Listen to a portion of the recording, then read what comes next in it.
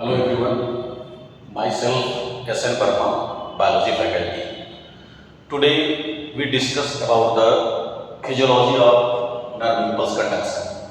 That is very important topic, and this topic is more important in the lead point of view. Today my lecture is totally in the English language, not in the Hindi or dual language. If you want to in the language Hindi or in the dual language, please message me. Either today lecture totally based on the English language. Today we discuss about the physiology of the nerve impulse, how nerve impulse conduction takes place. Nerve impulse conduction कैसे होता है? Today we discuss about that. There is the neuron, structure of the neuron. The neuron have the three basic part. First part is the dendrites, second part is the cyton, and third part is the axon. The transmission of the nerve impulse requires some stimulus such as any physical, chemical, biological or electrical factors that brings a change is known as the stimulus. For example, if any surface, such as suppose that surface is too hot or too cool, then when we touch this surface, then our hand is just raised from that point because they create some stimulus, that is the physical stimulus. And if our hand dip in the very hot water, tea and so on, that is the chemical, then that is the chemical stimulus, or any biological stimulus such as if ant, honeybee and some other bites, mosquito bites, then our hand raised up, yeah, either our body parts move from this, that is also type of the stimulus. Then students, the stimulus comes from the any physical, chemical, electrical or biological factors. Then the stimulus first received by dendrites, and the dendrites when stimulus receive, then they send this stimulus towards the cyton or cell body. After receiving the stimulus by dendrites, they transfer the stimulus towards the cyton or cell body. Once the stimulus level greater than the threshold level, that means over the minimum level, then there is summation, that means these stimulus are comes from these points, that is known as axon hillock. Axon hillock means trigger point, from these stimulus trigger from and goes forward direction. That means there are the few rules of the nerve impulse conduction, such as the transmission or of the nerve impulse. There are the four important rules, important points, such as first point is an electrochemical process. That means there is involvement of the electricity and chemical. Electricity and chemical. Chemical such as the sodium ion and potassium ion. After that, it follow all our nerve principle. That means once stimulus start from the axon hillock, then it either completely travel through the synaptic knob, or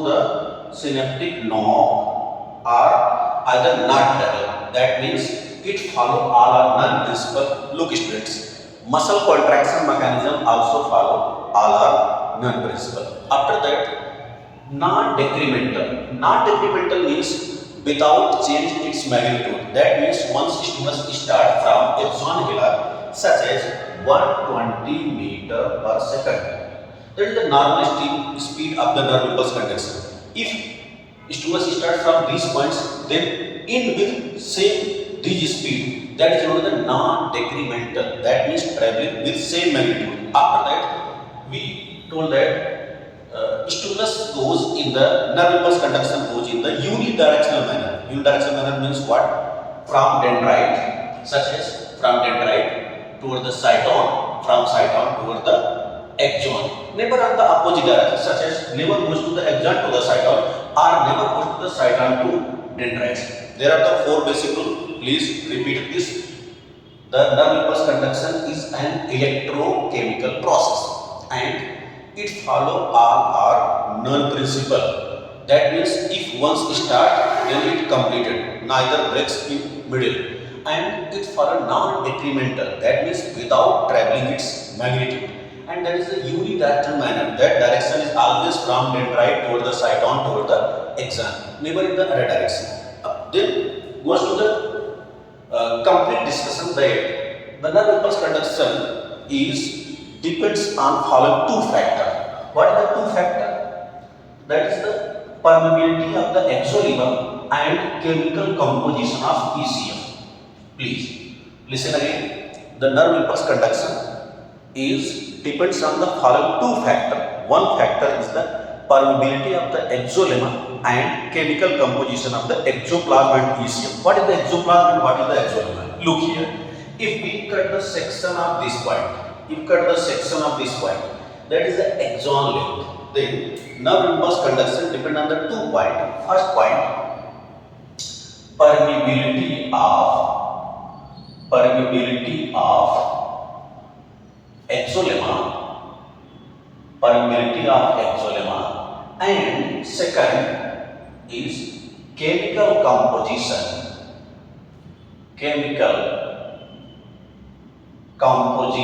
of exoplasm and ECM, extracellular fluid. For example, such as if we cut the transverse section of the axon, then that appears look like this. That is the section of the axon. For example, then the liquid present in that is known as the exoplasm. The liquid present inside the axon is the exoplasm, or you can say ICM, intracellular fluid, while the liquid present outside is ECM, extracellular fluid. Then we told that nerve impulse conduction is dependent on the following two factors. One, permeability of the exolemma. How? Sodium, potassium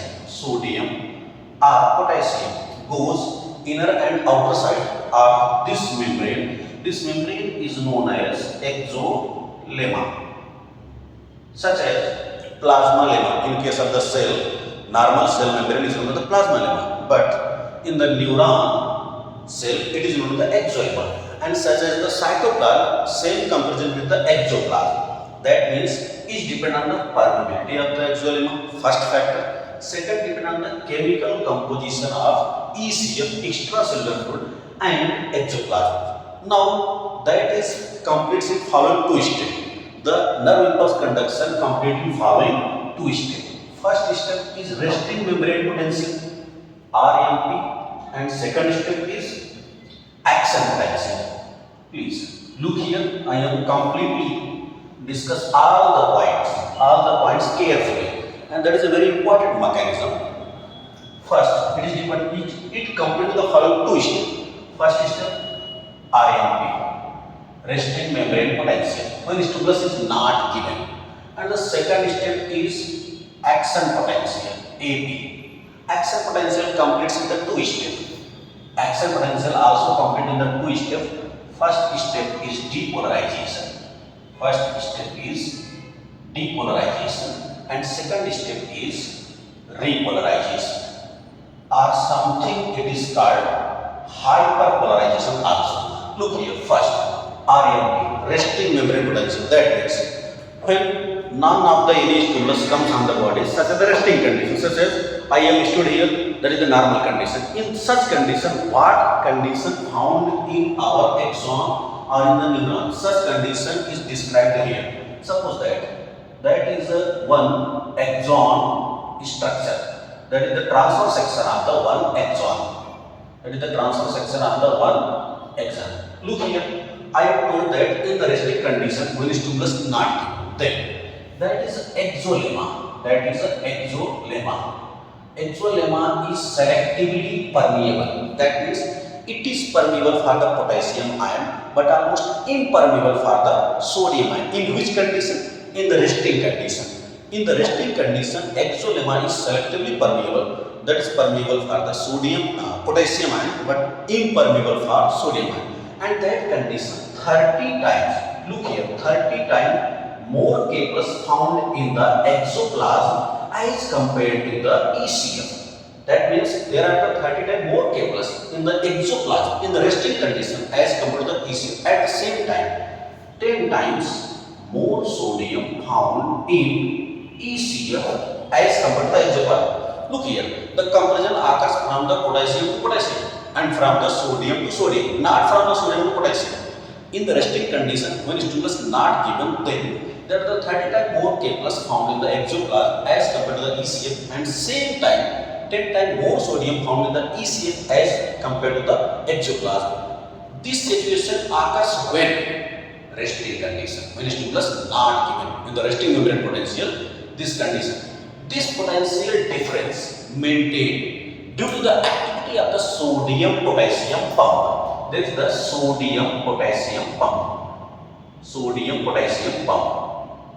Finally, I told you about a very important trick. How you learn the sodium potassium pump activity. How you learn the sodium potassium pump activity. Very funny tricks, such as the sodium potassium pump breaks. What happens?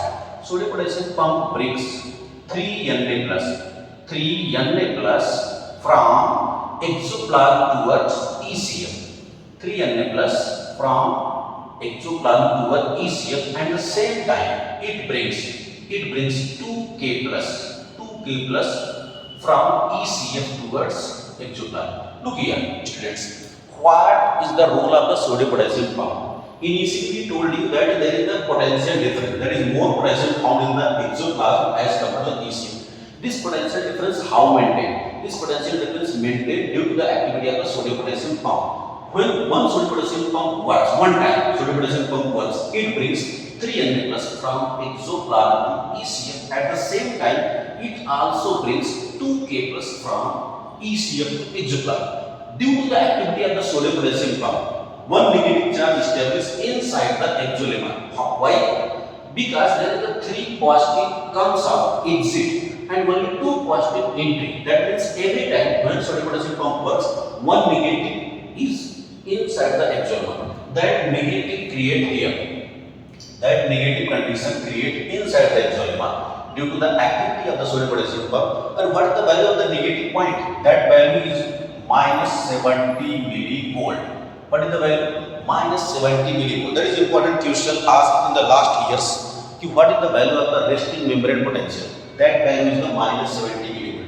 And we discuss about the mechanism how minus 70 millivolt develop. Then your answer is the activity of the sodium potassium pump. Then please come here. The trick. I told you that I explained some trick so that easily you learn what is the activity of the sodium potassium pump. Listen, students. Normally, one old set of the mobile, that is the known as Nokia 321. What is the trick? Nokia 321. What is the no? N. N for the sodium. N for the sodium. O for out. Look here. Sodium comes out. From this trick, it is clear that no, sodium comes out. Then how many sodium comes out? 3. How many sodium comes out? 3. And key for potassium. Key for potassium. I for N. How many potassium came? 2 potassium. A for ATP. How many ATP required during the activity of the sodium potassium pump? 1 activity. Then what is the trick? Nokia 321. No means sodium, O means out, K means potassium, I means in, A means ATP. That means during activity of the sodium potassium pump, 3Na plus comes out, exit, 2K plus inside, and it requires 1 ATP molecule. That is the trick. Now RMP completes, but when stimulus is given, one stimulus is given, then what happened? Look here. I told you initially that there are some stimulus. It may be physical, chemical, electrical, and biological. If suppose that stimulus is given or stimulus appears, then what happens? Then permeability of the exolemma change. That condition is the depolarization condition. When stimulus given, then comes depolarization condition. What happened during the depolarization condition? Please look here carefully. What happened during depolarization condition? In depolarization condition, exolemma again become impermeable for the potassium ion or sodium potassium start to work and new channel open. There is a difference. If you wrote the pump, that means active transport. if you read the channel, that means passive transport. There is the opening of the sodium channel. Sodium channel. A sodium channel brings sodium inside. Sodium inside. And look here states, the stimulus is not a stable thing. Stimulus goes very quick, that is around 120 meter per second speed. Suppose that there is the direction of the stimulus, that is the forward direction. Stimulus goes in this direction. Then what happened till the where stimulus reach, at that point sodium channel open, sodium potassium pump start to work. That condition occurs when? In the condition of the depolarization, when the stimulus is received, then sodium channel open and it brings sodium ion from outer side to inner side. When sodium ion goes, it gives positive charge. That means the condition is the reverse. Inside the axonema there is the positive charge established. Inside the axonema there is the positive charge established, as where the place that which stimulus is received, and that condition is the reverse condition. Outside the axonema negative condition established, and after the stimulus, where the normal condition, RMP condition, I told here that in the RMP condition, negative charge found inside the axonema and positive charge found outside the axonema. But at the point of the stimulus, when sodium channel open, it brings sodium influx, that is from ECM to exopal. Due to the influx of the sodium, there is the positive charge. And what positive charge? That is value about plus 45 millivolt. Plus 45 millivolt. That is the average value. It may be plus 40, plus 50. That is average value. What is the value of the RMP? Minus 70 millivolt. What is the value of the depolarization? Plus 45 millivolt. After the depolarization, repolarization comes. After the depolarization, repolarization comes. What do in the repolarization state? In the repolarization state, again membrane permeability of the axonema change. In the repolarization stage, again the membrane permeability of the axonema change, because stimulus goes forward. Stimulus is run away. Stimulus goes forward. When stimulus goes forward, then again membrane permeability change and sodium channel stop to work. Now new channel open, that is the potassium channel. That is the potassium channel. And potassium channel brings efflux, X-flux of potassium ion. And due to the X-flux of the potassium ion, because positive charge goes upward direction, exit from inside to outside, again the charges become reverse. That is inside again become negative, because positive move forward direction.